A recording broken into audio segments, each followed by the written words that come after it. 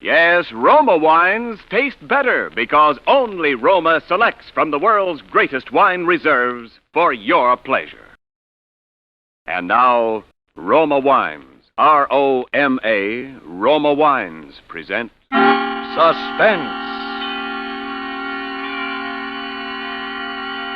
Tonight, Roma Wines bring you Mr. Joseph Cotten in The Thing in the Window, a suspense play produced, edited, and directed for Roma Wines by William Spear.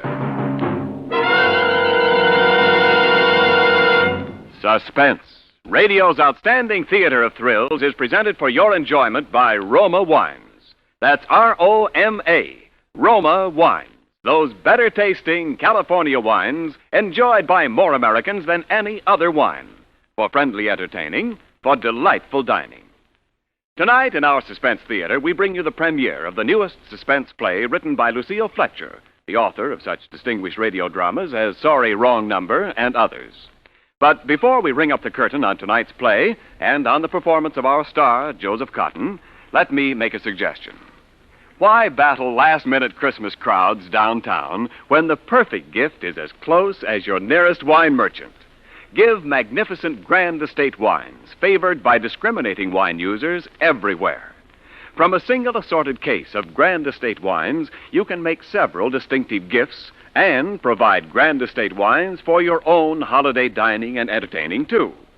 To give or serve, America offers no finer wines than Grand Estate. For Grand Estate wines, presented by Roma, America's greatest vintner, are limited bottlings born of choicest grapes, then slowly guided to rich taste luxury by ancient Roma skill and America's finest winemaking resources. This Christmas, for good giving, for good living, offer all 5 Grand Estate California wines. When entertaining, serve medium sherry, ruby port, or golden muscatel. For gracious dining, Burgundy or Sauterne. Say your Merry Christmas smartly with Grand Estate wines, the crowning achievement of vintner skill.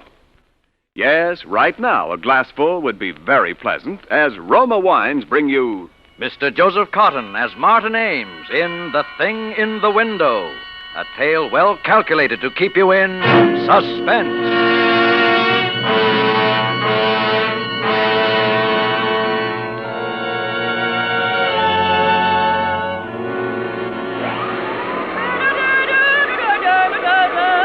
Mary?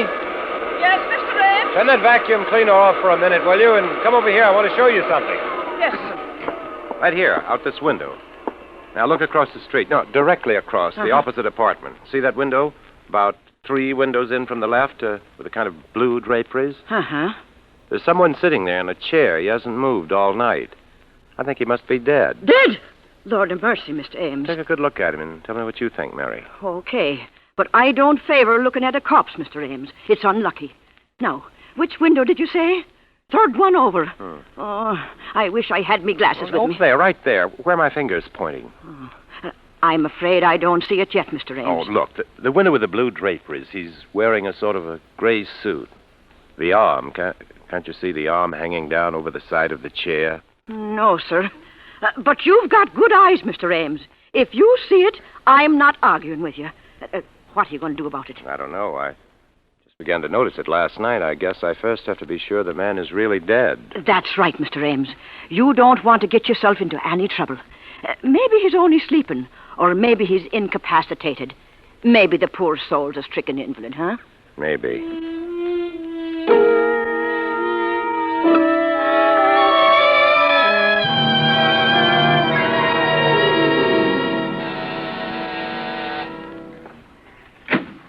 Yes? Hello, I'm Martin Ames. Are you the superintendent of this apartment house? That's what it says on the door. I've come to inquire about one of your tenants. What is it you want to know? I live across the street, and, well, I'll be frank with you, sir. I've been looking out of my window across to this building now for 2.5 days, and there seems to be someone dead in one of the windows. Yeah? Which window? It's the 10th floor. I've counted up from the street, and it's 10 stories up. There's a window with blue draperies about 3 windows in from the left, facing toward me, that is, and there's a man sitting there, slumped down in a chair. Just a minute. I'll get out my chart. 10th floor up from the street, huh? Well, it's really the 9th floor. The lobby counts 1.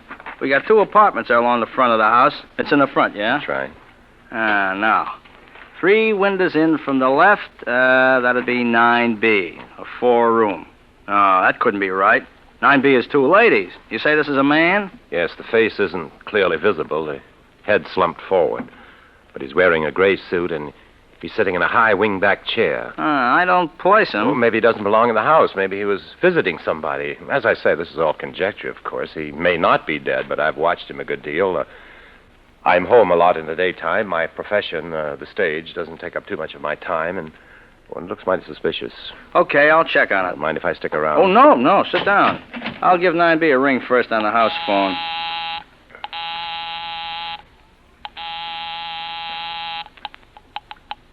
Hello? Oh, Miss Landis? Yes, this is Miss Landis. Who is this? Oh, this is Mr. Anson, the super. Everything all right up there, Miss Landis? Everything all right? Why, yes. Yes, of course. Okay, Miss Landis. Thanks very much. Thank you.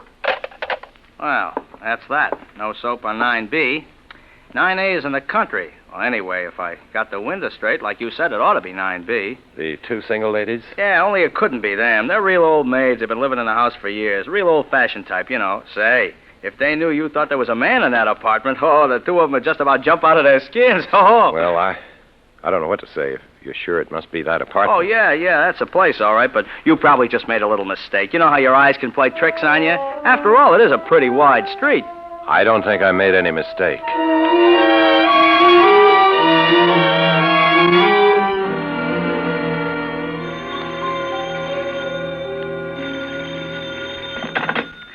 Anson speaking. Oh, hello, Mr. Hanson. This is Mr. Ames. Again? It's not there. But, Mr. Hanson... I checked up on the 2 apartments this morning. 9A is back from the country. Everybody's okay. And 9B is out walking the dog. No dead bodies in the whole place. But I can see it. It's still there. Okay, just where? Will you just tell me where? In the same window. The one you said was 9B. Have you gone inside 9B? No, but I asked them if anybody was sick or dead, and they said no. You asked them? Well, why don't you search that apartment? What do you mean, break in while they're out? No, search it while they're there. Ring the bell, walk in, and do it. Yeah, not without a search warrant from the police. These apartments, don't belong to me. I just take care of the building for the company. Then let's call the police. Oh, not me, mister. I didn't see no dead body up there. Then I will. After all, somebody's got to do something.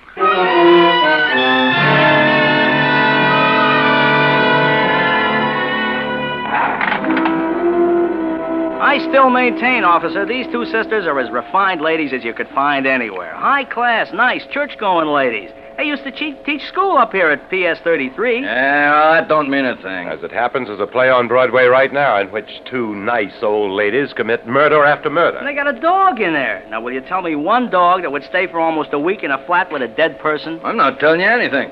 All I know, this gentleman, Mr. Ames here, reported a stiff over here. And if he says there is one, there is. Until it's proved different. Right, Mr. Ames? Well, I keep seeing the thing day in and day out. I'm not working at the moment and being home so much. None of the other neighbors have complained. Dead bodies ain't exactly... Oh. It's, right this way, please.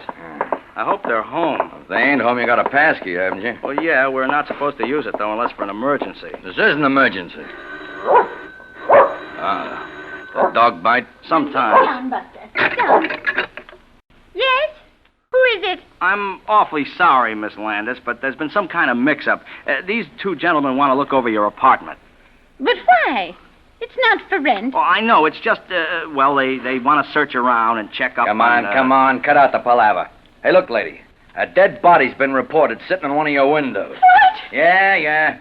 This guy lives across the street, and he's been seeing it over here for a week. Oh. So come on, now, open up. A dead body?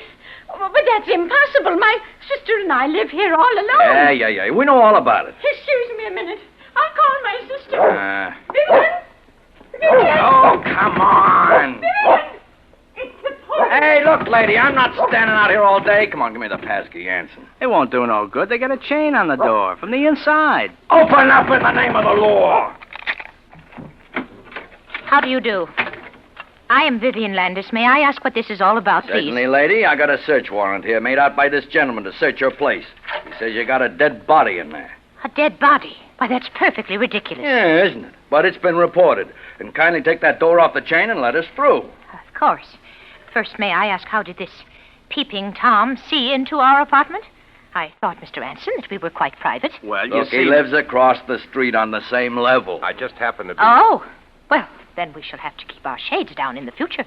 Although one would think a grown man would have something better to do. Do come right in, gentlemen. Make yourselves right at home. Thanks. Is he coming in here, too, Mr. Busybody? No, he doesn't have to if you don't want him. Well, I most definitely don't. Okay, Mr. Ames, you better stay outside. Officer, I Oh, won't... he does want to poke around in our private rooms, is that it? Maybe he had some ulterior motive in worming his way in. Maybe he's come to get the lay of the land, and so he can break in someday to rob us. Okay, he's not coming in. Now, let's take a look at your window, Eddie.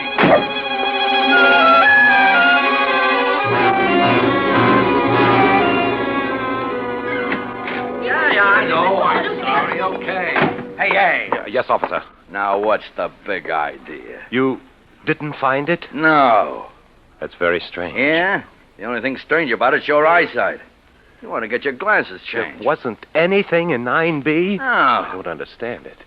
How could I have seen it so distinctly and it not there? But perhaps it isn't in the window now. Perhaps they hid it while we were waiting outside the door. Hit it. Now, where do you hide a dead body in a four-room flat? I looked in all the clothes closets, under the sofas, in the chairs. Perhaps they got it out at the back into the service elevator. Single-handed? With all the garbage cans and laundry going up and down? Perhaps they had accomplices, perhaps. Oh, you probably think... Oh, it's so terrible to keep seeing it and feeling it slowly decaying there in secret. Why, the thing could be there for weeks. It's so high above the street. Perhaps it'll never be found. But perhaps it's already being destroyed. Well, then, if it's gone, what do you got to worry about? You don't have to sit and look at it no more. No, I hope it is. I tell you, it's really getting me down. I haven't slept for nights keeping vigil. I'm in a nervous state. I haven't been this nervous in years. Yeah, I can see that. Well, look, why don't you try forgetting it for a while, huh? Try not to look over into that window. Or go away for a change. You've done what you could, Mr. Ames. If there is a stiff over there, well, that's my business, ain't it? And if there isn't... You mean, you think I may be... I'm not saying nothing, Mr. Ames. But if I was you, I'd try catching up on my night's sleep.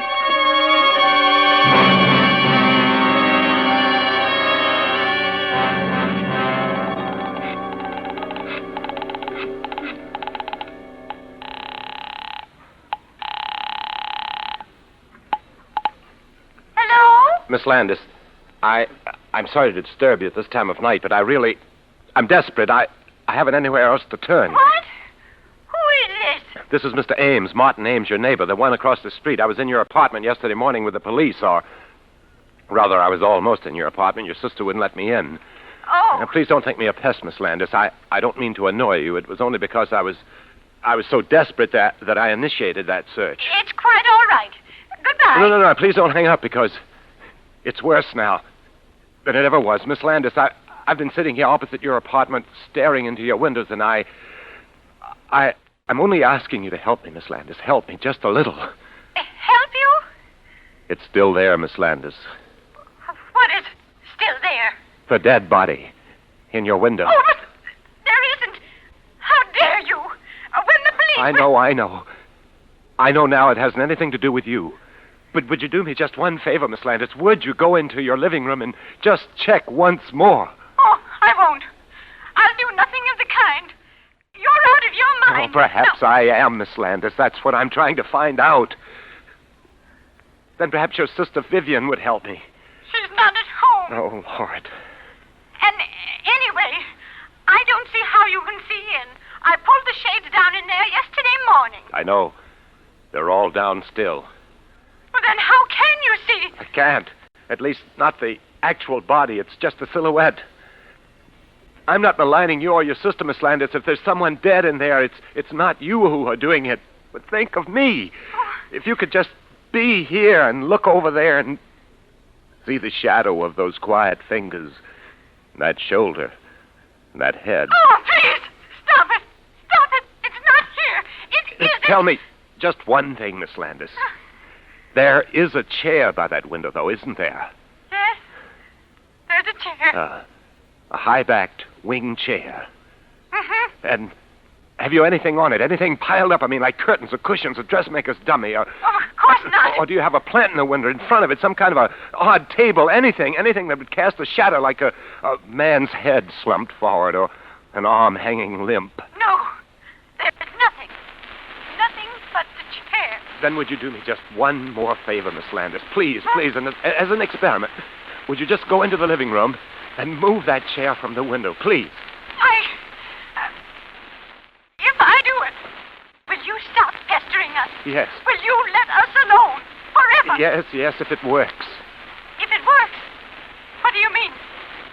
Do you mean... I can't tell, Miss Landis, until you move the chair. Oh, all right.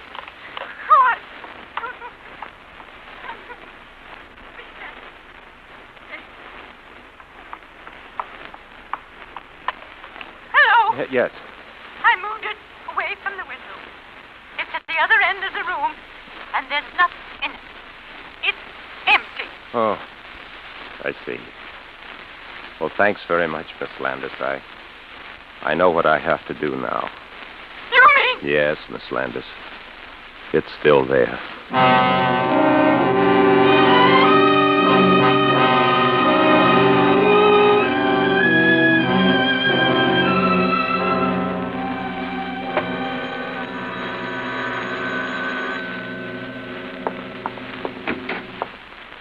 Miss Landis. Where is it? I want to see it at once. Oh, yes, Miss Landis. Come in. I hope you'll excuse my appearance. I've just passed another sleepless night. So has my sister, and so have I. What do you mean by all this business, Mr. Ames? You have frightened my poor sister nearly to death. Seeing things that aren't there when you know that they're not. I know they're not. Oh, I wish there weren't. I wish to heaven I'd never looked out that window. I wish those walls were solid stone and your walls... Oh. You are a sick man, Mr. Ames. Oh, am I? I wish I were, but I'm perfectly sane and well. I went to a psychiatrist yesterday, and guess what he told me? That there's nothing wrong with me, nothing. I can't believe that. But to you, I suppose it's a form of madness to persist in seeing this hideous image. But not me, Miss Landis. No. I finally come to an entirely different conclusion. And what is that? The supernatural. The supernatural? A ghost? What nonsense, Mr. Ames. Yes, I suppose it is nonsense to you. You've been a school teacher. Yes. You believe in logic and common sense, the things that give a pretense of solidity to this frail little life of ours. But I'm an artist. And I've always had a feeling for the thing beyond, the intangible, the shadowy. We're children, Miss Landis. Children playing along the edge of the ocean. We laugh and toy with the waves and mock fright. But sometime one of us slips down into the darkness. Sometimes the depths rise and we glimpse the yawning fangs of the eternal. You put things rather oddly, Mr. Ames. Just exactly what do you mean? Simply this. I checked on that building with the real estate agents yesterday afternoon after I'd left my psychiatrist. And there was a murder. In our apartment? Well, the report didn't say. You know how they try to hush those things up. But it was a man, a young man, the lover of one of the tenants, a Miss Sweetser. Sweetser? Why, that's the name of the people who lived there before us. Oh. But, they were an elderly couple, Mr. and Mrs. Sweetser. I never saw any Miss Sweetser. She died. She was the daughter. She killed herself afterwards by jumping out one of the windows. Oh, perfectly awful. Rather a ghastly coincidence, isn't it? Was it out our window? Who knows? She must have been a very neurotic person, though, this Miss Sweetser. Half-crazed almost with love or jealousy. I checked on the details in an old newspaper. Oh. She cut his throat, nearly decapitated him. It said that when they lifted his body out of the chair later, his head almost rolled. Excuse me. Mr. Ames, I'd rather not hear. I still can't believe it. If there is something, if there could possibly be something, why haven't we seen it too? Why should you Haven't you seen it, Miss Landis? No. You sure? Never? Perhaps in the middle of the night, getting up and passing that room, seeing that chair outlined against the window, just in passing, perhaps? You've never had a glimpse? No. I I really must be going. No. Please stay and look at it. I want you to see it out of my window. My sister Elaine, she's very nervous, Mr. I can't leave her so long alone. Then how will I know? How? Well, Miss Landis, I No. thought you came here especially. It'll only take a minute. I Look, really- It's right in here in the bedroom. I just have to let up the Venetian blind. Oh, Miss Landis. Don't go. Miss Landis.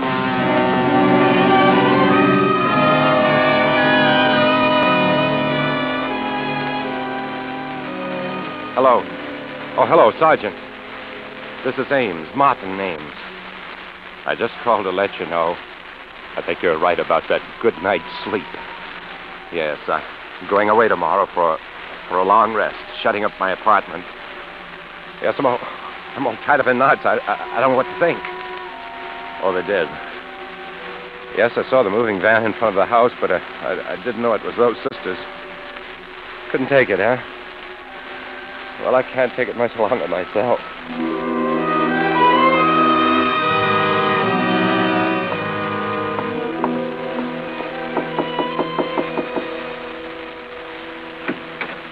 Whoa, Marty. Bravo, bravissimo, boy. Shh, not so loud. Why all the mystery? The superintendent doesn't like me. I should think he wouldn't like you grabbing this beautiful apartment right from under his nose.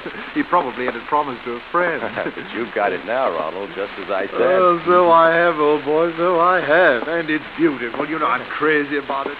Marty, you've outdone yourself. You've been more than generous. Oh, think nothing of it, Ronald. I'm glad to do it for such a distinguished colleague.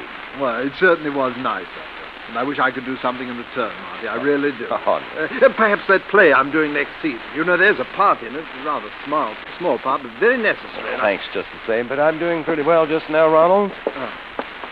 And I don't know how you found it, Marty. In his housing shortage. Oh, You know, why even the superintendent is nervous for rent. When your call came to my manager, I left rehearsal. I wouldn't trust it to anyone but myself. I left the whole cast just standing there when I came over. And when I asked this gloomy character, Anson, he said he'd heard nothing about it. So I insisted, of course. I told him who I was. Finally, he called up. Sure enough, it seems these two sisters who lived here just decided to move out. Really? Well, say, I hope you didn't mention my name, though. If Anson known that I tipped you Oh, off. no. You asked me not to. Anyway, I think my own name was enough. Oh. Seriously, Marty, how did you know? Were they friends of yours? Oh, no. It's a rather long story. Here, let us sit down, shall we, in the living room. No. You take the chair. I guess they must have left that when they moved out. No, thank you. Well, to be frank, Ronald, I got this apartment by a ruse.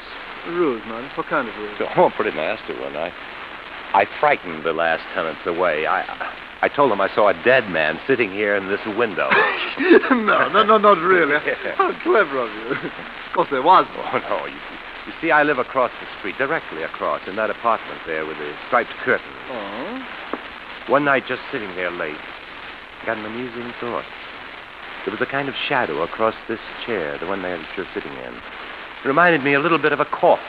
And it came to me that it might be fun to create a great part, a character, a corpse that wasn't there. I don't follow you. Quite. Some actors need a play, Ronald, to create a role. Others, the great ones, work out their own dramas. Mm-hmm. I proceeded to invent a part for myself. I was the eyewitness, the innocent bystander across the street who saw a corpse in here. And I kept seeing it, and finally, by the power of suggestion, it became real enough to frighten them away. Very clever. Wasn't it rather drastic? I'd always hoped we'd be neighbors, Ronald. As a matter of fact, the whole idea for this thing came to me that day in October when you turned me down for that part outside of Sardi's. Remember? You said you were looking for a place then. Did I? Oh, yes. It was then I thought how nice it would be to see you right across the street, sitting in this window. I simply had to bring it about. Well, No, Ronald. Don't get up yet. I'm not through. Really, old boy, I'm afraid the gang at the theater, you know, they don't even know that I'm here. They'll wait. People always wait for you, don't they, Ronald? I could call them for you, of course, but the phone's been disconnected. Well, I'm afraid that I'm... which way's the door, old boy? Now, really, Marty, it's been very kind What's of the you. matter? Don't you like the apartment, Ronald? Aren't you going to take it after all my work? Oh, yes, I like it very much. But the door's locked. Yes, Ronald. I'm afraid you'll have to find your way out alone. Yeah. That'll keep you quiet. Silence always became you better than all that ranting and glibness and charm, Ronald. And now I've got the part for you. A part to end all parts. You play it entirely in a chair. There isn't much action, not a line to say. You just sit, Ronald. You sit in this chair by the window. Yeah. It'll be the greatest performance of your career. You liked to hog all the fattest roles for yourself, didn't you? Well, this is a part that's been talked about up and down this street for weeks. You'll play the part of a ghost. A corpse that never was. A hallucination in my brain. And who'll be your audience? I will. I, the insignificant, outmoded ham who wasn't fit to appear in your precious plays, but good enough to put you here, Ronald. Who's the better actor now, Ronald?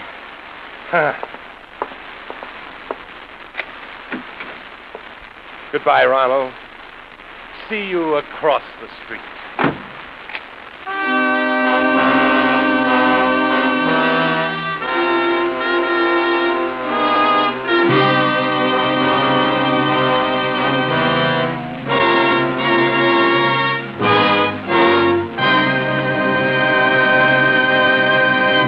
Suspense. Presented by Roma Wines, R-O-M-A, Roma, America's favorite wine. And now this is Ken Niles with a curtain call for the star of tonight's play, that perennial suspense favorite, Joseph Cotten. Joe, tonight marks your 7th appearance on Suspense in less than 3 years, making you our all-time champion guest. No Cotten shortage on Suspense, Ken. And no shortage of suspense when Cotten's on hand either. In appreciation of those 7 stellar performances, here's a Christmas present for you, Joe. Please accept this gift basket of Grand Estate wines from your host, Roma, America's greatest vintner. Thank you, Ken. And you're an outstanding host this Christmas when you serve these magnificent Grand Estate wines. For Grand Estate wines reflect the host's desire to offer only the finest. Grand Estate wines delight the most discriminating guests, whatever the occasion. I'll remember that, Ken. And don't forget, Grand Estate wines make ideal gifts, friendly, thoughtful gifts, in perfect taste. Yes, for gift or guest, America offers no finer wines than distinguished Grand Estate wines. For the holidays, keep on hand all 5 Grand Estate California wines. When entertaining, serve medium sherry, ruby port, or golden muscatel. For gracious dining, Burgundy or Sauterne. Each limited bottling of Grand Estate wine, carefully selected by Roma, is a wine outstanding in rare taste pleasure. So this Christmas, give or serve the finest. Grand Estate wines, the crowning achievement of vintner skill. Well put, Ken, but I must know one more thing.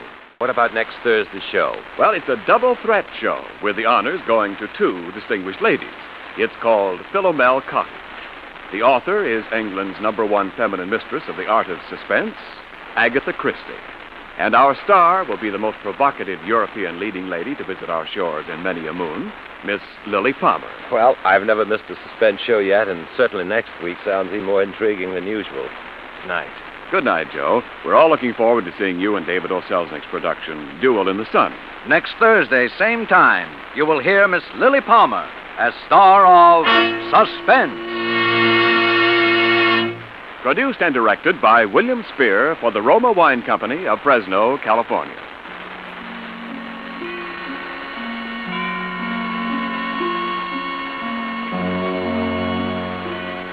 Stay tuned for the thrilling adventures of the FBI in peace and war, following immediately over most of these stations.